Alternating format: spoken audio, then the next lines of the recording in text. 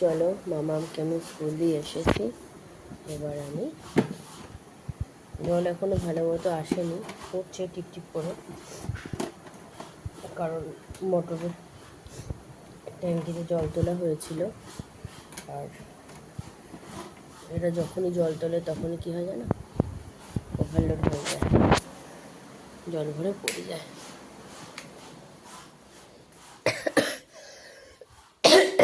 তো তার কারণে যেটা সমস্যা হয় কি, ঘরে জল আসতে একটু দেরি হয়। বাসনগুলো রয়েছে, এখনও মাজতে পারছি না, জলটা আসুক। আর ততক্ষণ আমি চলো ফুলকপি টুলকপিগুলো কেটে নিই, যেহেতু আজকে রান্না আছে।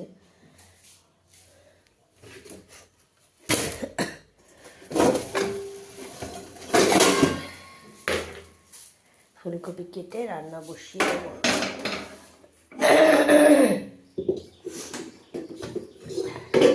পেঁপে দিয়ে ডাল করব।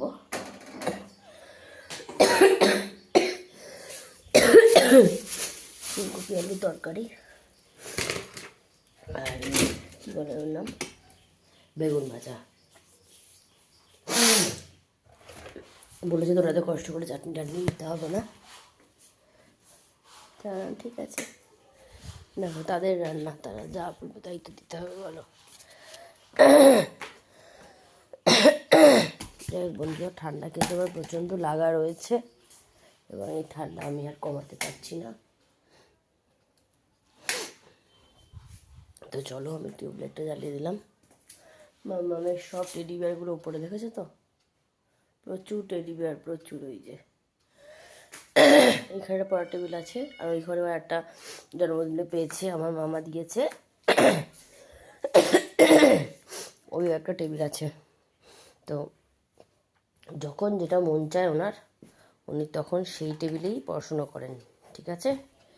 ফুলকপিটা না এনে বসছিলাম, আবার উঠতে হতো, কী আর বলবো বলো, এইসবই তো আমার কাজ। আজকে ওদের সাথে সাথে আমাদেরও ফুলকপি আলু তরকারি হয়ে যাবে।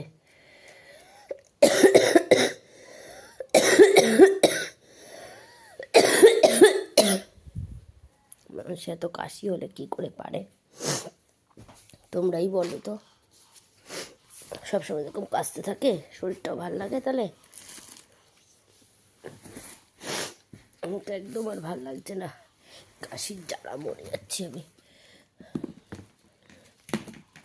গলা বুক পুরো ব্যথা হয়ে যায় না, বলো বন্ধুরা। এই কষ্ট কাকে বলে বোঝাবো।